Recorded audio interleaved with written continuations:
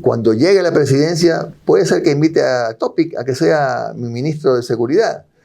Y si hay algún hombre a lo mejor de un pensamiento liberal, pero es el mejor para el área económica, irá él.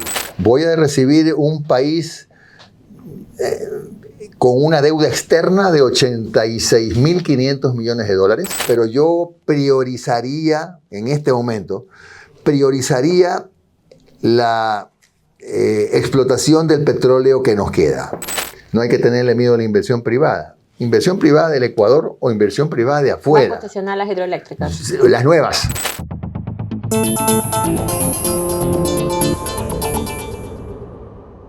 Buenos días, nos encontramos con Chima Jairala, presidenciable para esos comicios de 2025, con quien conversaremos cuáles son sus propuestas y qué es lo que espera justamente realizar en este país. Chima Jairala, muchas gracias por este tiempo para Con Expreso. Gracias, pero muy amable. Quisimos conversar con usted en torno a lo que hemos indicado. ¿Está consciente usted de qué país va a recibir usted de ser el ganador en los comicios de 2025? Estoy tan consciente del país en el que estamos viviendo que por eso quiero ser presidente de la República. Porque yo no me quiero ir de este país. Yo no quiero que mis hijos se vayan del Ecuador. Yo quiero que la gente deje de emigrar, que es un problema sumamente grave por el que estamos pasando. Porque más allá de lo, entre comillas, positivo para la economía, que significa el ingreso de dinero de los migrantes, lo doloroso es las familias que se rompen, las familias que se dividen. Entonces, como yo me quiero quedar en este país, como yo quiero para el pueblo del Ecuador, lo que quiero para mis hijos, yo tengo que decirles con toda certeza que quiero quedarme para hacer lo posible por sacar al Ecuador de esta crisis, ¿no? ¿Qué país va a recibir? Voy a recibir un país con una deuda externa de 86.500 millones de dólares. Un país que deuda interna y externa, perdón. Un país que entre enero y septiembre pagó en deuda, intereses y capital, 7.500 millones de dólares. Un país que está en riesgo de caer en default porque resulta que la tercera parte de su presupuesto se consume en honrar la deuda. Y por eso sostengo que este país ya es en este momento inviable. Si no se toman medidas y si no llega un presidente con una mano abierta para el diálogo, pero con un puño cerrado también para tomar esas medidas que seguramente a mucha gente le van a incomodar. Aquí tenemos que trabajar para procurar la eliminación de las mafias que están enquistadas en las instituciones estatales, en las empresas públicas que no son eficientes, y entre otras cosas porque está metida la mafia de diferentes maneras. Tenemos que tratar de erradicar las mafias del seguro social, donde es evidente que hace muchísimos años es una institución tomada por este tipo de negocios irregulares. Y tenemos que pensar en un nuevo reperfilamiento, entre otras cosas, ¿no? Un nuevo reperfilamiento de la deuda, por ejemplo, que puede significar asumir o adquirir como país deuda más barata para pagarla más cara, que da un pequeño respiro, o pensar, analizar la opción de una moratoria, que no es una negativa a pagar, que no es no reconocer la deuda, sino negociar con los acreedores 3, 4 años de plazo para no pagar ni capital ni intereses. Lo hizo Febres Cordero. Sí, yendo más lejos, hasta Eloy Alfaro lo hizo. Así que no es ninguna novedad. ¿Quiénes van a estar muy incómodos? Seguramente los tenedores de bonos. Pero como yo no tengo compromiso con ningún grupo económico, mi compromiso es con los ciudadanos, yo voy con las manos desamarradas, desatadas completamente para hacer los cambios que este país necesita. Usted señalaba que va a eliminar las mafias en el IES y en las entidades públicas. ¿Cómo lo va a hacer? Mire, ahora la técnica moderna le permite, por ejemplo, manejar indicadores de rendimiento, KPI, y que le ayudan a usted a hacer un seguimiento de todos los procesos, pero con la ayuda de la inteligencia artificial. El método KPI casi que blinda los procesos de contratación. Y es muy posible que sea una de las innovaciones en nuestro gobierno. Y yo sí soy partidario, aunque sé que tenemos que esperar un año, de volver a plantear una reforma en la integración del directorio, que usted sabe que iban a sumarse 2 elementos más, que eran un representante de los jubilados y otro más que no lo recuerdo, pero iban a ser 5 miembros del directorio. Porque hoy al IES lo manejan 3 personas. 3 ciudadanos deciden por la vida del 35.5% de ecuatorianos que estamos afiliados o jubilados y que hemos cumplido con nuestros compromisos con el IES. Lo del IES es terrible. El problema de la falta de auditoría es tremendo. Todos los años nos encontramos con las mismas sorpresas de que las auditorías se interrumpen, se le deben 1.500 millones de dólares a los proveedores del Estado entre el Ministerio de Salud y el Seguro Social, y es dinero que no circula. Entonces, lo fundamental es trabajar para terminar con estas mafias, para lo cual hay que tomar medidas drásticas, igual que en las empresas públicas. Mire, hay que analizar, hay que preguntarse por qué, por ejemplo, no funciona, por qué solamente hay en el Ecuador 2 empresas mixtas. ¿Qué ha pasado con las empresas mixtas que apenas 2 se han podido consolidar? Debe haber algún interés oculto u oscuro que no permite que las alianzas público-privadas, que es a lo que me refiero, se consoliden, habiendo todo el marco legal para que las empresas, las AP funcionen. Y no funcionan.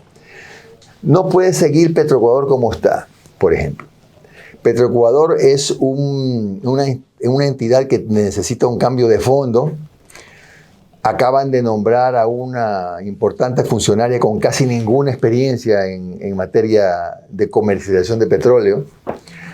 Tenemos que pensar en que la política de Petroecuador tiene que mudarse a empezar a creer en la necesidad de seguir explotando petróleo.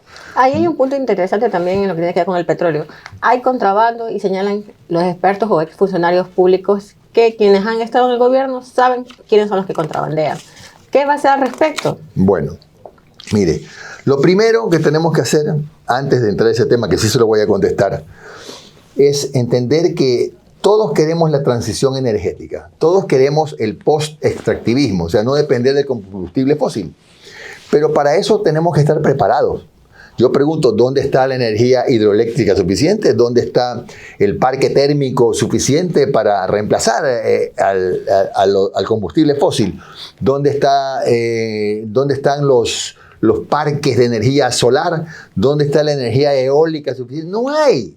Y si no hay nada de esto, no estamos preparados todavía para la transición. Tenemos que seguir haciendo como lo hace aún todo el mundo, y seguir explotando racionalmente, cuidando el medio ambiente, el petróleo que nos queda. El mundo va a depender 20 años más del petróleo. Por lo tanto, revise usted y verá que esa dependencia ha hecho que todos los países que continúan explotando petróleo estén programando esa transición ordenada, sabiendo que después de 20 años no habrá ya reservas de petróleo. Pero aquí estamos en pañales, pues. Aquí todavía no tenemos nada, ni siquiera tenemos luz. Nos faltan todavía 2 hidroeléctricas importantísimas. Y le quiero decir cuáles son. Hay 2 hidroeléctricas que son de fundamental importancia para el Ecuador, que son Santiago y Cardenillo.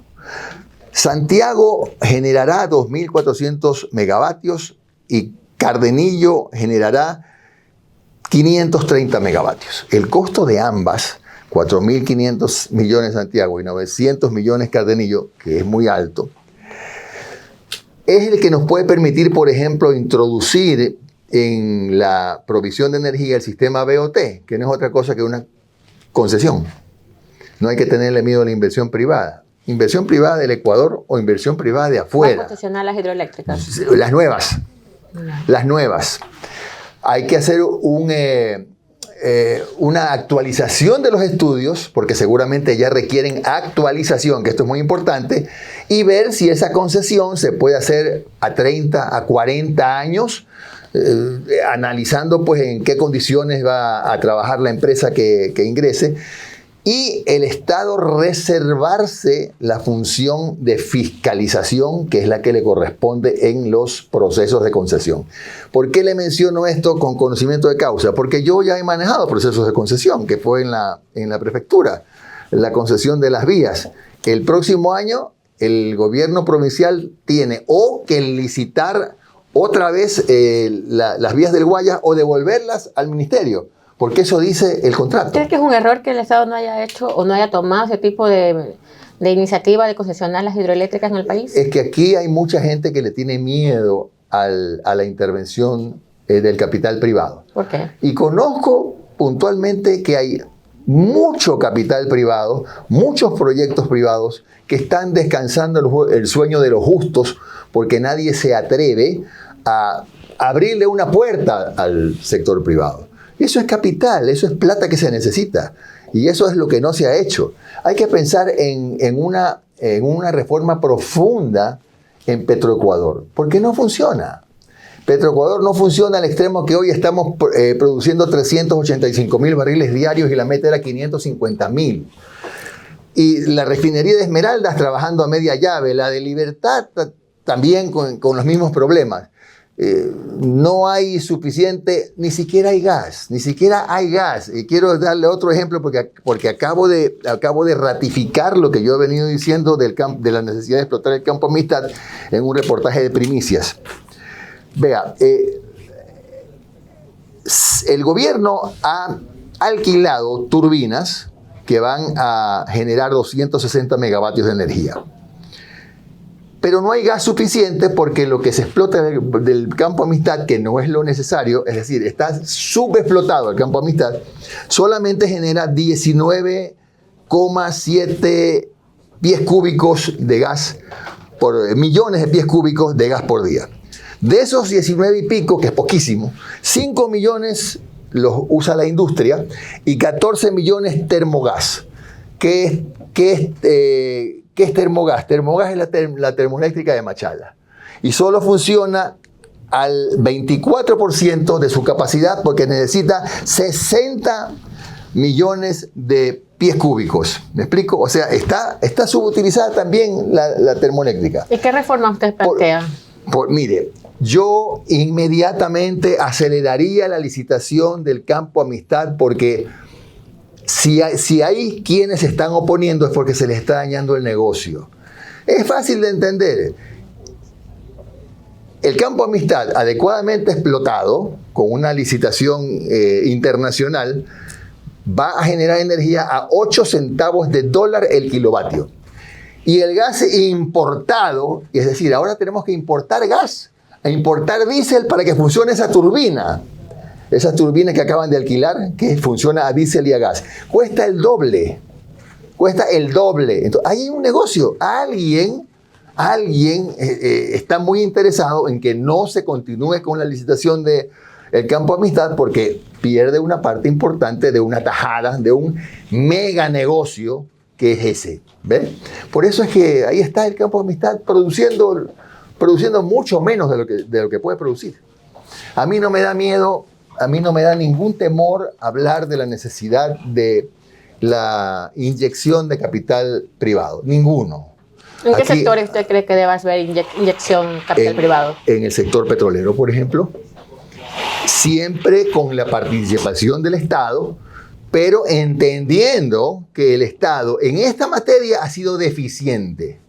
No solo que ha sido deficiente, sino que Petroecuador lamentablemente ante los ojos de los ecuatorianos, es una empresa que no cumple con sus funciones o que, a lo mejor, por el manoseo político, no está devolviéndole al Ecuador lo que tiene que producir el petróleo ecuatoriano. ¿Es factible que desde su gobierno pueda usted erradicar la corrupción en las diferentes entidades públicas? Sí, todo es factible, hay que tener voluntad política. El problema es que son mafias que están enquistadas, pero que están ya incrustadas en Petroecuador, por ejemplo, y en las empresas públicas.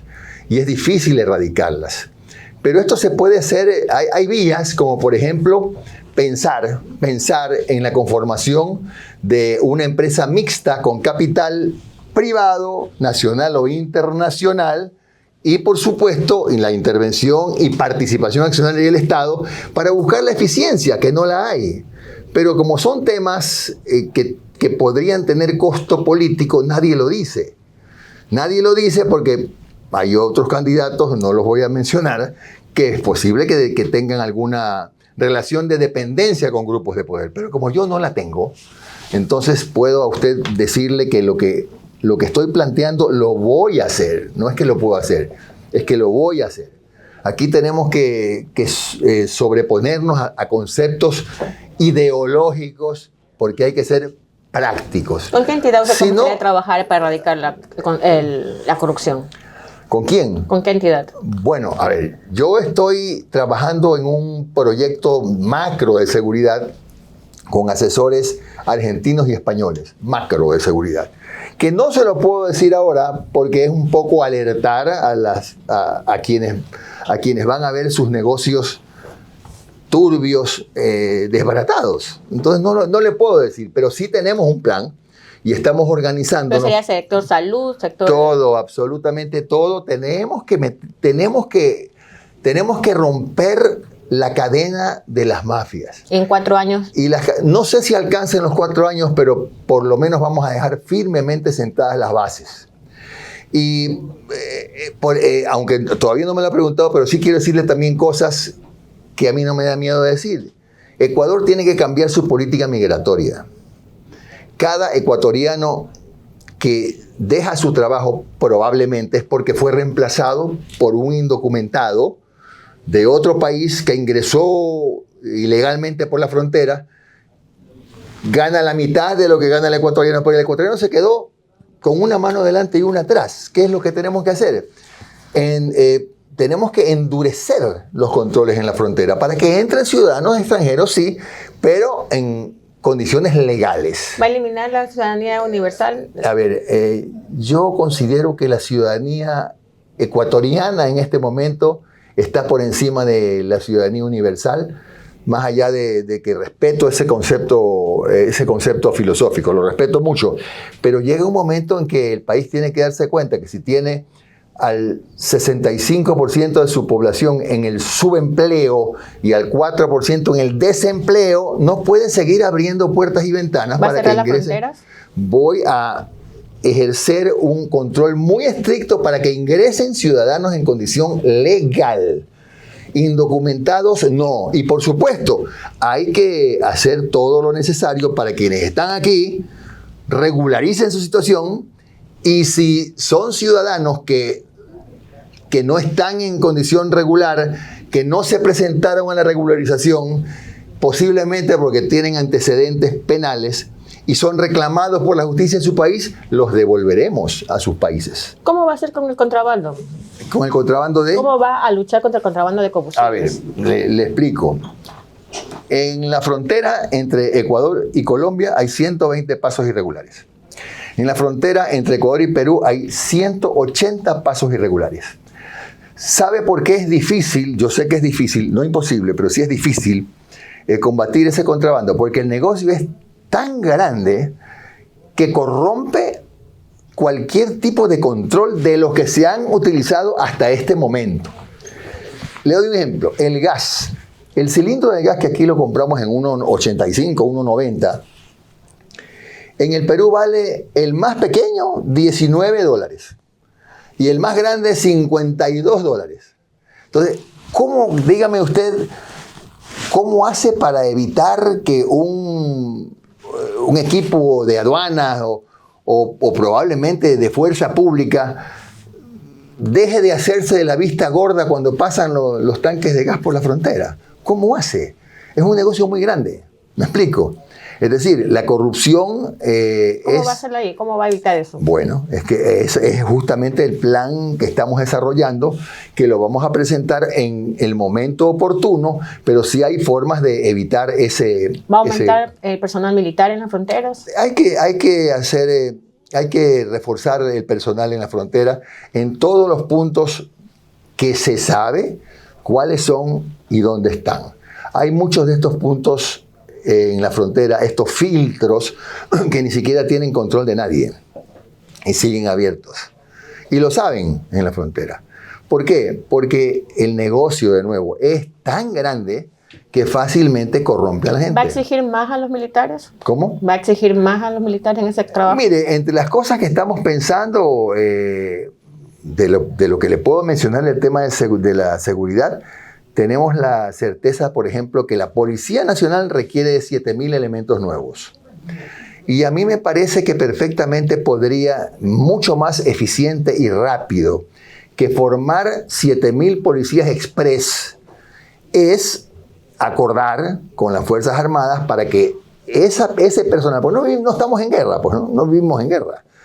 Estamos en guerra contra la delincuencia, pero no estamos en guerra contra Perú y contra Colombia. Contra el narcotráfico sí estamos en guerra, pero perfectamente pueden reforzar a la policía esos elementos de las Fuerzas Armadas. Es decir, más rápido usted prepara a un militar para que haga el trabajo de un policía que formar, como se forman aquí lamentablemente los policías, algunos express. En 3 meses ya es policía. ¿Cómo es eso? ¿Pero para que estén en los espacios fronterizos evitando el contrabando? No, es decir, para fortalecer a la policía y controlar con más eficiencia las fronteras. ¿Y los militares? ¿Cuál es el trabajo de los militares en la frontera? ¿No quedaría? Lo mismo, hay que poner policías y militares en la frontera, porque la fuga es pasmosamente grande. Recientemente indicó el presidente de la República que hay 2,000 hectáreas de cultivo de coca. ¿Dónde también están? Supuestamente estarían en la parte norte. ¿Cómo va a ser también ese trabajo en cuanto a que no nos convirtamos en un país productor en lo que supuestamente Lo primero que convirtiendo? quisiera que me digan es dónde están no son 2,000, creo que habló de un número más grande, pero no importa, en fin, porque ni los militares han podido decir dónde están. ¿Dónde están? A mí me da la impresión de que fue una declaración distractiva, porque en realidad a nosotros sí se nos puede acusar, y con razón, de ser un país de tránsito, pero no de ser un país productor. Productor, si en Colombia tienen 200,000 hectáreas de coca, ¿qué va a producir Ecuador acá? Acá somos el país ideal para tránsito, porque tenemos el control en las ciudades portuarias, en los puertos, sumamente débil. Es un control muy laxo. Por eso es que todos los enfrentamientos, la cantidad de muertos en su mayoría, usted los nota, los registra en provincias que tienen puertos, en ciudades que tienen puertos. Esmeraldas, en Manta, Guayaquil, Puerto Bolívar, Machala, en todas las ciudades portuarias es donde más se dan los casos de muertes, y es por el tema del narcotráfico. ¿Por qué? Porque está comprobado que el 85% de la droga que se mueve en el mundo se mueve por mar, más que por aire. ¿Ha pensado alguna solución para el problema energético que está pasando el país? Porque usted igual va a tener que asumir esa crisis. Claro que sí. Bueno, primero reconozcamos que el problema energético por el que atraviesa hoy día el Ecuador no es nuevo, y ya sabíamos que iba a pasar, porque es cíclico. Esta no es la peor sequía que ha tenido el Ecuador. Pero si nos ponemos a revisar rápidamente la historia, encontramos que en el año 94, en el gobierno de Durán Ballén, hubo una sequía parecida. ¿Se acuerda de la hora Sixtina? Bueno, después en el 2009, al inicio del gobierno de Correa, también hubo apagones. 15 años. Y 15 años después, ahora nuevamente lo mismo. Son ciclos que se dan cada 15 años.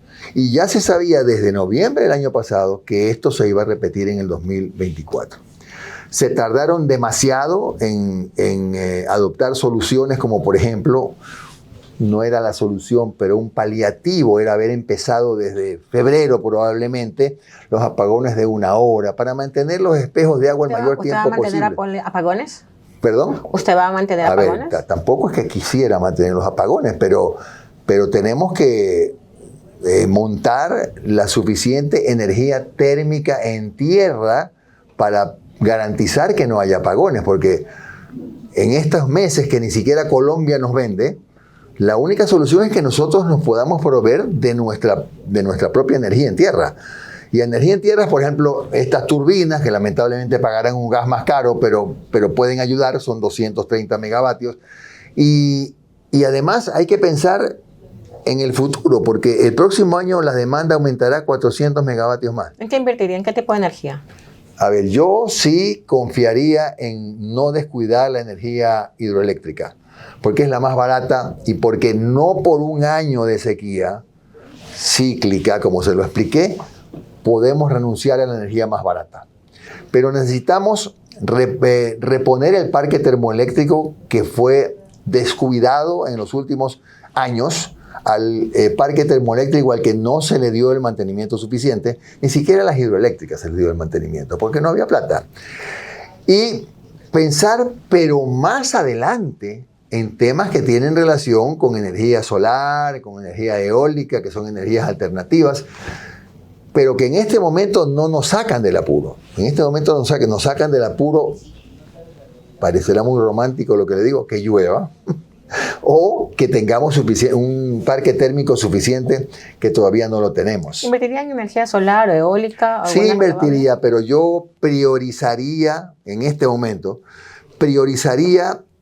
la explotación del petróleo que nos queda, porque el país sigue dependiendo de los combustibles fósiles. Hay muchos pozos que están cerrados hace años y que no se los ha seguido explotando porque en los años en que funcionaron se usaba una tecnología antigua, pero hay cientos de pozos cerrados que hay que rehabilitarlos, porque ahora la exploración y explotación de petróleo es más racional.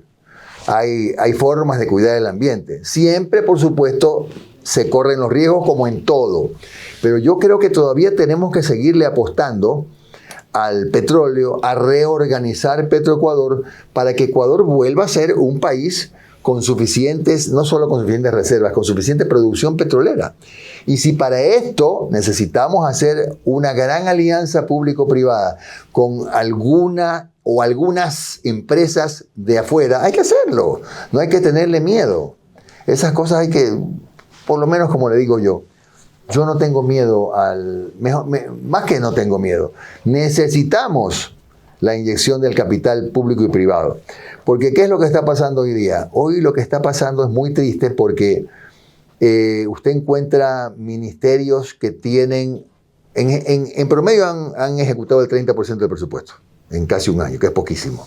Usted encuentra ministerios que tienen, 300 millones y han ejecutado el 10%. Uno dice, qué malo el ministro. Pero no siempre es el ministro malo, es que no hay la partida presupuestaria para poder ejecutar el resto. ¿Me explico? Porque no hay plata. Porque aquí no hay plata. Aquí solo hay plata para pagar la deuda y para mantener la reserva monetaria internacional, saludable. ¿Alguna gestión o proyecto que el actual régimen esté realizando usted mantendrá en su gobierno? Todo lo que esté funcionando lo voy a mantener. Por ejemplo, si yo hubiera sido el actual presidente, esos 8 proyectos térmicos que dejó el expresidente Lasso, yo no los hubiera dejado dormir y me habría acordado hace un mes, como lo hizo la actual ministra, de que allí están y ponerlos a andar. Yo los habría hecho, yo los habría ejecutado. El problema aquí es que no planificamos nada y aquí las planificaciones se limitan no solamente a un ministro. Pues el cambio de ministro, ya el plan que dejó el anterior ministro no vale. A veces a un gerente. En Petroecuador muchos planes, por ejemplo, se han interrumpido por cada cambio de gerente. En este país hemos tenido 4 ministros de energía. ¿Qué planificación puede haber cuando han pasado 4? Y le aseguro que cada uno va dejando su impronta personal y sus priorizaciones. Y al que sigue no le da pelota a eso. hace su propia planificación. Este es el país de la cero planificación. Y ese es uno de los grandes males que nos aqueja. Al final, ¿usted va a gobernar o va a gerenciar coyunturas? No, yo voy a gobernar y puedo gobernar con la seguridad de que no quiero que en el 2029, si cometemos un error en la elección, no tengamos país. En el 2029 no habrá país si no nos decidimos por el centro político, por nuestra candidatura que marca una diferencia entre el odio que nos ha hecho tanto daño de las derechas, las izquierdas y las clasificaciones estas de correísta o anticorreísta, indio o mestizo, blanco o negro, bueno o malo. O sea, aquí a todo le ponemos apodos. Cuando realmente tenemos que pensar como ciudadanos que vivimos en un país del que no debemos irnos. Yo, como le dije, yo quiero para el país lo que quiero para mis hijos. Yo no quiero que se vayan mis hijos. Ni menor. Y otra cosa, que no sé si usted se habrá dado cuenta de este detalle importante. En los próximos meses vamos a tener un doloroso regreso de muchos migrantes que están en Estados Unidos. Porque con la nueva ley migratoria del presidente Trump, por ejemplo, si usted es reincidente, capturado, por ejemplo, sin papeles, ya no es que lo expulsan o le suspenden la visa 10 años. 10 años de cárcel en Estados Unidos. Esa es la nueva política migratoria de Trump. ¿Y qué es lo que va a pasar? Que mucha gente, ve usted que hoy hay una oleada de ciudadanos mexicanos, ecuatorianos que están tratando de ingresar a los Estados Unidos antes de que se posesione Trump. Porque cuando Trump se posesione, verá usted una peregrinación de ecuatorianos regresando acá. Entonces, por eso yo le hablé de la política migratoria del Ecuador. No podemos seguir abriéndole las puertas y ventanas sin ningún control a ciudadanos extranjeros que van a ocupar plazas que necesitan los ecuatorianos. Eso va a pasar. Y van a regresar miles. ¿Y está listo para esperarlos si usted gana las elecciones? Estoy listo para esperarlos y por eso una de las formas de esperarlos es tratar de garantizarles que acá va a haber las suficientes plazas de trabajo, evitando por aquello de la ciudadanía universal, de flexibilizar los controles en la frontera para que entren tirios y troyanos, entre gente buena y gente no tan buena, a ocupar plazas que las necesita el ecuatoriano. En este momento me parece que hay que pensar en la estabilidad de los ecuatorianos. No es una visión egoísta, es una visión realista. El planteamiento nuestro es un gobierno no doctrinario, no ideológico, sino pragmático. Y en este momento se necesita un presidente pragmático. Como dije al principio, con una mano abierta para el diálogo y con un puño cerrado para las medidas duras. Y el gabinete, por ejemplo, mi gabinete, va a ser formado por los mejores en cada área. A nadie le voy a pedir el carnet de afiliación a Centro Democrático. Y cito como ejemplo, cuando llegue a la presidencia, puede ser que invite a Topic a que sea mi ministro de Seguridad. Y si hay algún hombre a lo mejor de un pensamiento liberal, pero es el mejor para el área económica, irá él. Hay que buscar a los mejores. Los amigos, los panas están bien para la fiesta, para la foto, para el paseo y para el karaoke, pero no para gobernar. No, es decir, Carondelet no puede seguir siendo un laboratorio. Carondelet tiene que ser un símbolo de eficiencia, y para ser eficientes hay que rodearse siempre de los mejores. Estimado Jimmy, muchas gracias por este tiempo con Expreso y los invitamos a que ustedes puedan seguir conectados a expreso.es para que puedan escuchar esta y otras entrevistas. Muchas gracias.